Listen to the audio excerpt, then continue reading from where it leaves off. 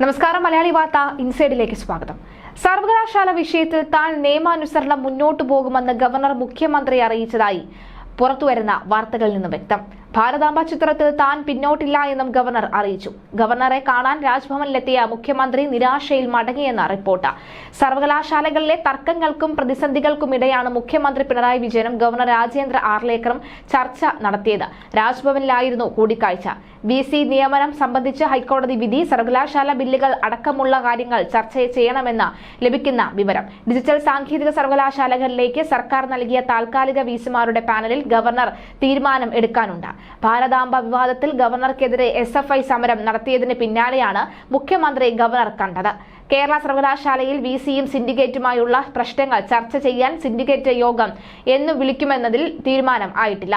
Syndicate യോഗം വിളിക്കണമെങ്കിൽ registrar suspension നടപടിക്ക് വഴങ്ങണമെന്നാണ് vice chancellor doctor Mohan കുന്നുമലിന്റെ ഉപാധി. എന്നാൽ ഡോക്ടർ KS അനിൽകുമാർ സർവകലാശാല ആസ്ഥാനത്തെ ഓഫീസിൽ എത്തുന്നുണ്ട്.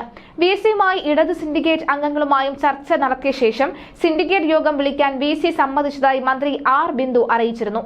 എന്നാൽ സസ്പെൻഷൻ നടപടി അംഗീകരിക്കാതെ VC സിൻഡിക്കേറ്റ് വിളിക്കില്ല. സിൻഡിക്കേറ്റ് വിളിച്ച് ചേർക്കേണ്ടത് VCയാണ്.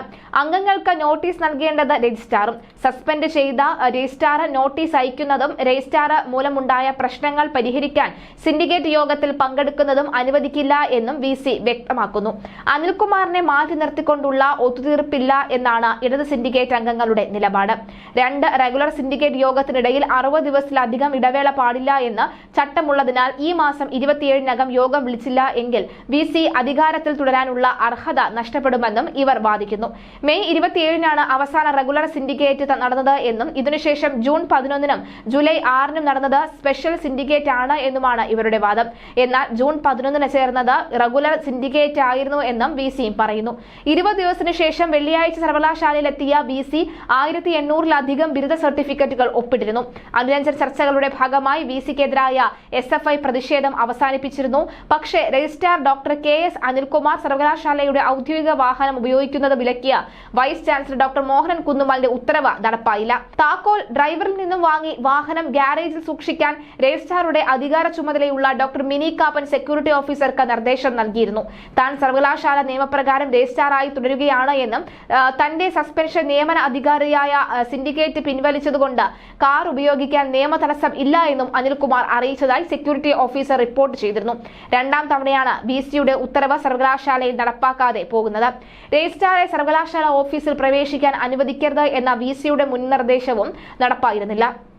വിദേശ വിദ്യാർത്ഥികളുടെ പ്രവേശനവുമായി ബന്ധപ്പെട്ട ഓൺലൈൻ യോഗത്തിന്റെ ലിങ്ക് ഡോക്ടർ KS അനിൽകുമാറിന് VC നൽകിയില്ല. രജിസ്ട്രാറുടെ ചുമതലയുള്ള ഡോക്ടർ മിനി കാപ്പനാണ് യോഗത്തിൽ പങ്കെടുത്തത്. സർവകലാശാലയിലെ പ്രശ്നം തീർക്കാൻ സർക്കാർ തലത്തിൽ ചർച്ചകൾ നടക്കുന്നുണ്ട്. VC സിൻഡിക്കേറ്റ് യോഗം വിളിക്കട്ടെ എന്ന നിലപാടിലാണ് ഇടത് സിൻഡിക്കേറ്റ് അംഗങ്ങൾ. ഡിഗ്രി സർട്ടിഫിക്കറ്റുകൾ വിതരണം ചെയ്യുക, ഭരണ പ്രതിസന്ധി അവസാനിപ്പിക്കുക തുടങ്ങിയ ആവശ്യങ്ങൾ ഉന്നയിച്ച KSU ഇന്നലെ സർവകലാശാലയിൽ പ്രതിഷേധിച്ചു. ഭാരതാംബ വിവാദത്തെ തുടർന്ന് കേരള സർവകലാശാലയിൽ നടക്കുന്ന പ്രതിഷേധങ്ങളുടെ പേരിൽ പോലീസ് സംരക്ഷണം ആവശ്യപ്പെട്ട് സിൻഡിക്കേറ്റ് അംഗം PS ഗോപകുമാർ നൽകിയ ഹർജിയിൽ ഹൈക്കോടതി ഉത്തരവിറക്കാൻ വിസമ്മതിച്ചിരുന്നു. സിൻഡിക്കേറ്റ് അംഗത്തിന് സർവകലാശാലയിൽ പ്രവേശിക്കാൻ കഴിയാത്ത സാഹചര്യം എന്തെങ്കിലും ഉണ്ടായിട്ടുണ്ടെങ്കിൽ അറിയിക്കണമെന്നും വ്യക്തികളുടെ ഭയാശങ്കകൾ മാത്രം കണക്കിലെടുത്ത് ഉത്തരവിറക്കാൻ കഴിയില്ല എന്നും ജസ്റ്റിസ് N നാഗേഷ് വ്യക്തമാക്കി. ഇടതു വിദ്യാർത്ഥി സർവീസ് സംഘടനകൾ സർവകലാശാല പ്രവർത്തനം തടസ്സപ്പെടുന്നത് തടയണമെന്നും സർവകലാശാലയിൽ പോലീസ് സുരക്ഷ ഒരുക്കണമെന്നും ആവശ്യപ്പെട്ട് ഹർജിയിൽ ഉണ്ടായിരുന്നു. ഹർജിക്കാരനെ ആരെങ്കിലും തടയുകയോ ഭീഷണിപ്പെടുത്തുകയോ ചെയ്തിട്ടുണ്ടോ എന്നും ആര് ചെയ്തുവെന്ന് അറിയിക്കണമെന്നും കോടതി വ്യക്തമാക്കി. കേരളത്തിലെ ഈ കലുഷിതമായ സ്ഥിതിക്ക് പരിഹാരം കാണണമെങ്കിൽ ഗവർണർ വിചാരിക്കണം, വൈസ് ചാൻസലർ അയയണം. എന്നാൽ ഇന്നത്തെ സാഹചര്യത്തിൽ ഇതൊന്നും സാധ്യമല്ല. ഗവർണർ ഒരു തരത്തിലും അയയാൻ തയ്യാറുമല്ല. താൻ നിയമാനുസരണം പ്രവർത്തിക്കുമെന്ന് തന്നെയാണ് ഗവർണർ മുഖ്യമന്ത്രി അറിയിച്ചത്. അദ്ദേഹം പറഞ്ഞ പല കാര്യങ്ങൾക്ക് മുഖ്യമന്ത്രിക്ക് മറുപടി ഉണ്ടായിരുന്നില്ല. ഗവർണർ മുഖ്യമന്ത്രിയെ ഊഷ്മളമായി സ്വീകരിക്കുകയായിരുന്നു. ഒരു കാരണവശാലും ഗവർണറെ പ്രകോപിപ്പിക്കരുത് എന്ന ലക്ഷ്യവും പിണറായി ഉണ്ടായിരുന്നു. എന്നാൽ ഗവർണർ പ്രകോപിതരാവുന്ന ഒരാളല്ല. സ്നേഹത്തോടെ സംസാരിച്ച മുഖ്യമന്ത്രി പിണക്കാതെ മാന്യമായി ഗവർണർ പെരുമാറി. തന്നെ CPM അപമാനിക്കുന്നു എന്ന തോന്നൽ കുറെ നാളായി ഗവർണർക്കുണ്ട്. എന്നാൽ അദ്ദേഹത്തിന് ഇക്കാര്യത്തിൽ ഒരു പരാതിയുമില്ല. വിവാദത്തിലെ രാഷ്ട്രീയം ഗവർണർക്ക് നന്നായി അറിയാം. അതിനാൽ തന്നെ അദ്ദേഹം അക്ഷോഭ്യനാണ്. ഗവർണറെ വിരട്ടി ഒന്നും നടക്കുകയില്ല എന്ന് പിണറായിക്ക് നന്നായി അറിയാം. ചാൻസലറെ പിണക്കി സർവകലാശാല ഭരണം മുന്നോട്ട് കൊണ്ടുപോകാനാവില്ല. ഇത് മുഖ്യമന്ത്രിക്ക് അറിയാം. സർവകലാശാല ഭരണം മുന്നോട്ട് പോയാലും ഇല്ലെങ്കിലും തനിക്ക് ഒന്നും സംഭവിക്കരുത് എന്ന വാശിയും പിണറായിക്കുണ്ട്. ഗവർണർക്ക് RSS നേതൃത്വവുമായുള്ള ബന്ധമാണ് മുഖ്യനെ പേടിപ്പിക്കുന്നത് എന്ന് RSS നേതൃത്വം ഇടഞ്ഞാൽ തനിക്ക് തട്ടുകിട്ടുമെന്ന് മുഖ്യമന്ത്രിക്ക് അറിയാം. അമിത്ഷായുമായി പിണറായിക്ക് ഒരു അടുപ്പവും ഇല്ല എന്നതും വ്യക്തം. ഗവർണർ ആണെങ്കിലും കേന്ദ്ര ആഭ്യന്തരമന്ത്രിയുമായി അടുത്ത ബന്ധവുമുണ്ട്. SFIയുടെ സംശയനിഴലിലാണ് പിണറായിയുടെ കുടുംബം. ശരിക്കും RSS അടിത്തറയുള്ള നേതാവാണ് ഗവർണർ. മുള്ളിനെ മുള്ളുകൊണ്ട് തന്നെ എടുക്കണമെന്ന് തന്നെയാണ് രീതി. ഇത് RSS അദ്ദേഹത്തെ പഠിപ്പിച്ചിട്ടുണ്ട്. ഇടതുപക്ഷത്തിനെതിരെയുള്ള പ്രഭാഷണങ്ങൾ ഇടത് സർക്കാരിന്റെ ചെലവിൽ സംഘടിപ്പിക്കുന്നത് അതുകൊണ്ട് തന്നെയാണ്. വർത്തമാനം കുറയ്ക്കുകയും പ്രവൃത്തി നടത്തുകയും ചെയ്യുന്ന രീതിയാണ് ഇത്. ആർലേക്കർ കേരള ഗവർണർ ആയപ്പോൾ തന്നെ ഇക്കാര്യം പലരും പറഞ്ഞതാണ്. ഗോവ സ്വദേശിയായ ആർലേക്കർ RSSലൂടെ വളർന്നുവന്ന നേതാവാണ്.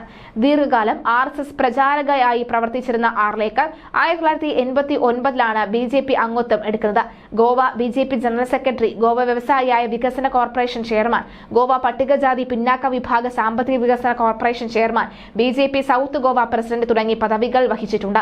കേരളത്തിലെ പല BJP നേതാക്കളുമായും പുതിയ ഗവർണർക്ക് അടുത്ത ബന്ധമുണ്ട്. 2002 ഗോവ നിയമസഭാ അംഗമായി, 2014 മനോഹർ പരീക്കർ കേന്ദ്ര പ്രതിരോധ മന്ത്രിയായപ്പോൾ ആർലേക്കറുടെ പേര് മുഖ്യമന്ത്രി സ്ഥാനത്തേക്ക് ഉയർന്നു കേട്ടിരുന്നു.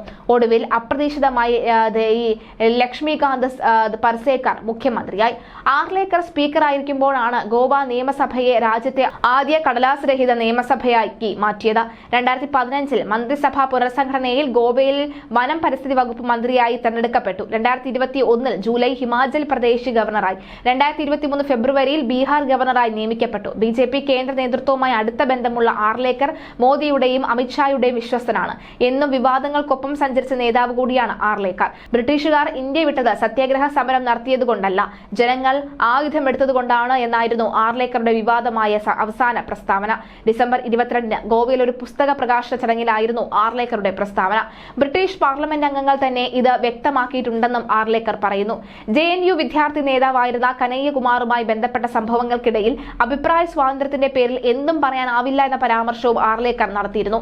ബീഹാർ ഗവർണർ ആയിരിക്കുമ്പോൾ സർവകലാശാല ഭരണവുമായി ബന്ധപ്പെട്ട നിതീഷ് കുമാർ സർക്കാരുമായും ആർലേക്കർ കൊമ്പുകോർത്തിരുന്നു. ഒരു വർഷത്തിന് ശേഷം നിയമസഭാ തെരഞ്ഞെടുപ്പ് നടക്കാനിരിക്കുന്ന കേരളത്തിൽ കേന്ദ്ര സർക്കാരിന്റെ താൽപര്യം മുൻനിർത്തി തന്നെയാണ് ആർലേക്കർ എത്തുന്നത് എന്നാണ് K സുരേന്ദ്രന്റെ പ്രതികരണവും വിരൽ ചൂണ്ടുന്നത്. ആരിഫ് മുഹമ്മദ് ഖാൻ ശൂന്യമാക്കിയതെല്ലാം ആർലേക്കർ നികത്തും. ഇത്തരം ഒരു പ്രതീക്ഷകളാണ് ഇപ്പോൾ മങ്ങലേറ്റത്. പക്ഷേ വ്യത്യസ്തമായ രീതിയിലായിരിക്കുമെന്ന് മാത്രം.